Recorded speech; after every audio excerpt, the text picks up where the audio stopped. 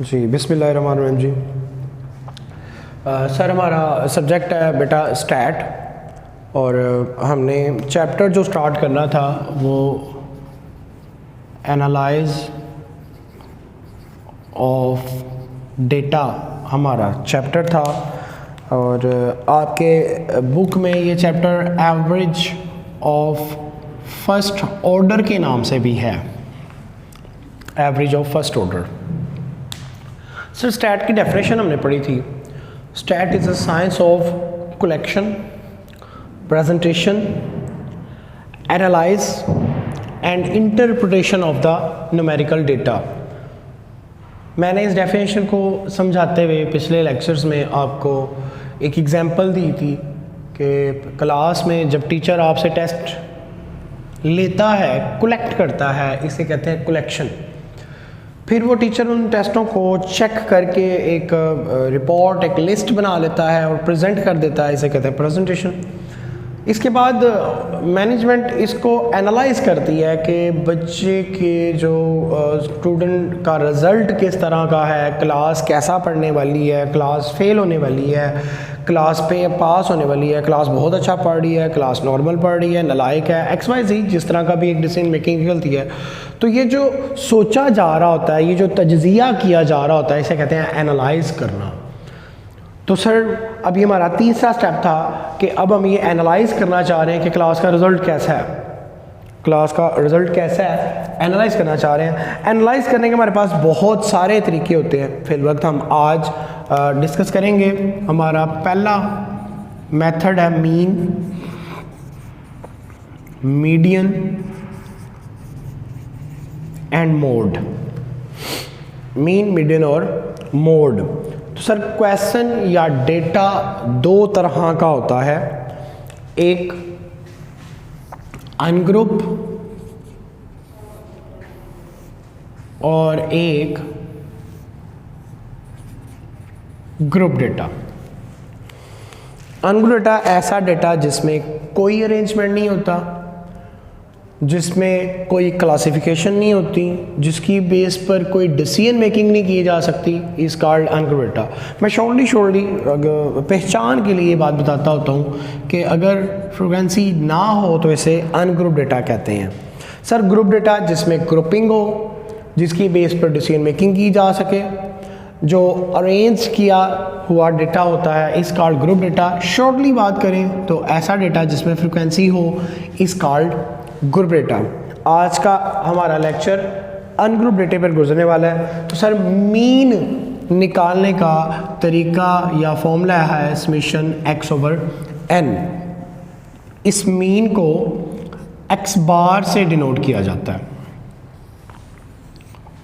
इस मीन को x बार से डिनोट किया जाता है, और मीन निकालने का फॉर्मूला होता है समेशन x/n।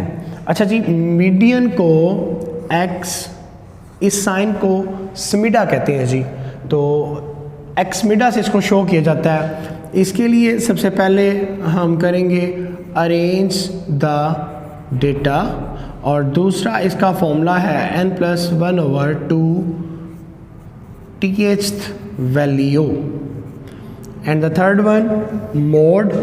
सर इसको x कैप से शो किया जाता है, और इसके लिए फॉर्मूला होता है मोस्ट रिपीटेड वैल्यू, ऐसी वैल्यू जो सबसे ज़्यादा बार रिपीट हो रही हो।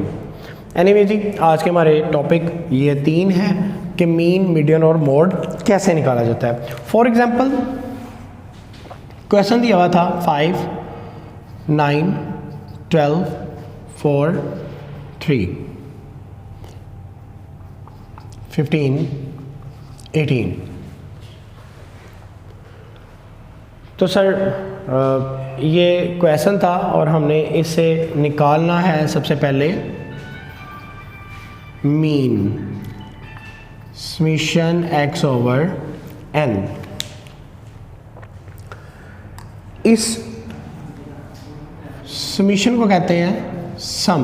ये समेशन निकला है सम से, और सम का मतलब है जमा करना। किसको जमा करना है? x को जमा करना है। समेशन मीन्स सम, जमा करें किसको? x को। मैंने फ़र्ज़ कर लिया जो मुझे क्वेश्चन में जो भी डेटा दिया जाएगा मैं इसको फ़र्ज़ कर लूँगा कि ये मेरा x है 5, 9, 12, 4, 3, 15, 18। तो सर ये सारे ही x हैं, आप इन सब को प्लस कर लेंगे तो आपके पास समेशन x आ जाएगा, आपके पास समेशन x आ जाएगा। जो भी आएगा इस समेशन x को आप इस समेशन x की जगह पे रखें।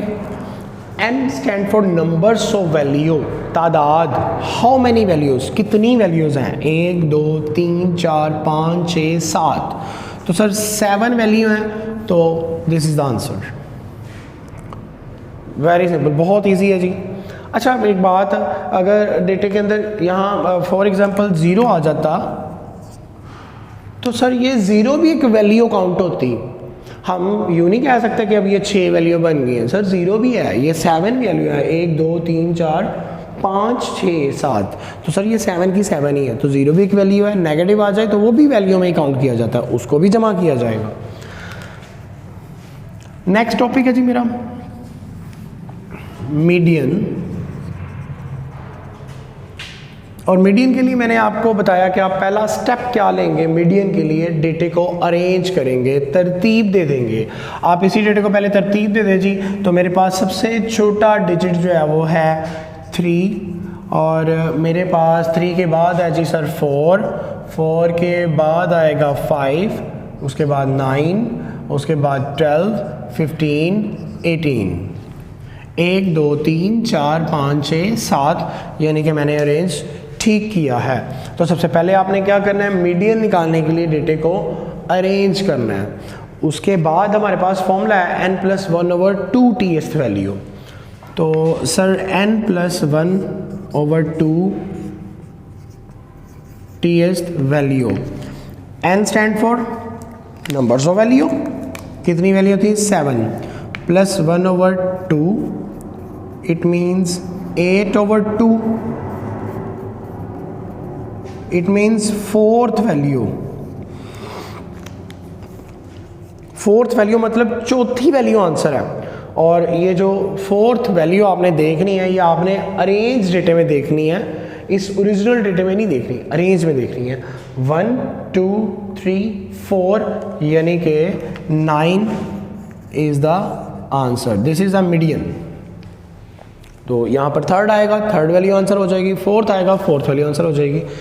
जो वैल्यू बताएगा वो आपके लिए मीडियन बन जाएगा जी। नेक्स्ट वन, फॉर एग्जांपल यहाँ पर एक वैल्यू मैं और ऐड कर देता हूँ बस अपने पास से, वैसे ही सर 20।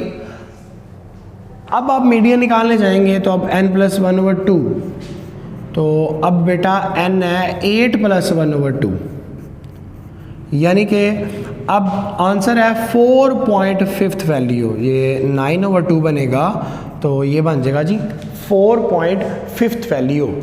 तो सर अगर आंसर आता था फोर्थ वैल्यू तो आप चौथी वैल्यू को आंसर कह देते थे, अगर आंसर आएगा थर्ड वैल्यू तो आप थर्ड वैल्यू को आंसर कह देंगे, अगर सिक्स्थ आएगा सिक्स्थ को आंसर कह देंगे। लेकिन सर अगर 4.5 वैल्यू आता है तो ये कौन सी वैल्यू है सर? 4.5 का मतलब है कि आंसर 4 से आगे है, 5 से पीछे है, यानी कि 4 और 5 के दरमियान में, 4.5 4 और 5 के दरमियान में होता है। तो सर इसका मतलब ये है कि आंसर चौथी और पांचवी वैल्यू के दरमियान है, 1 2 3 4 और 5, आंसर इस चौथी और पांचवी वैल्यू के दरमियान में है।